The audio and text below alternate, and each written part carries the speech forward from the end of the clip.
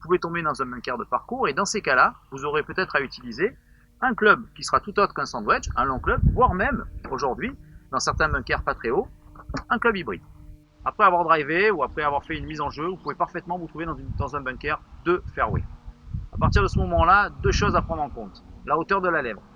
Soit la lèvre est haute, et dans ces cas-là, vous ne pourrez pas utiliser un club trop important, à vous de déterminer quel est le club maximum que vous pouvez utiliser.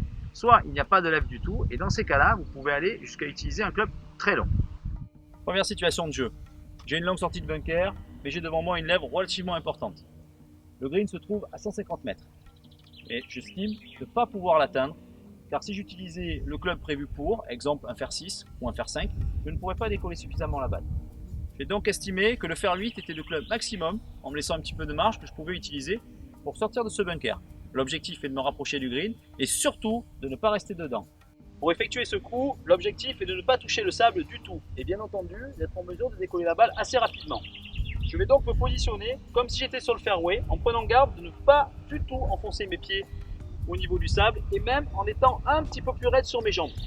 Le fait d'être un peu plus raide sur mes jambes va me donner un contrôle clean. Le fait de ne pas toucher du tout le sable devrait me permettre de sortir du bunker sans problème. Au niveau de mon swing, il sera classique, swing complet. Faites en sorte d'avoir beaucoup de rythme. Démonstration.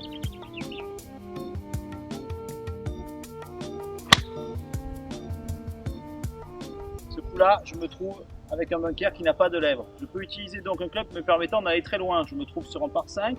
Le green est à plus de 200 mètres. Mon objectif m'en rapprocher au maximum. Je vais utiliser jusqu'à un hybride, ce club.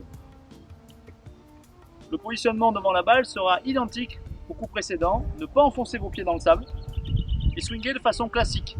Je n'ai pas besoin de décoller ma balle rapidement. La seule chose à éviter, la gratte. Pour ceci, sachez d'être ferme sur vos jambes et de ne pas armer trop vite et désarmer trop vite vos poignets. Démonstration.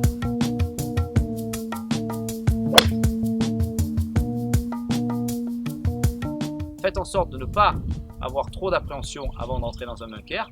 Si vous avez moins peur de cet obstacle, les choses risquent de mieux se passer. Très important, n'oubliez pas de ratisser vos bunkers après en être sorti en une ou en plusieurs fois.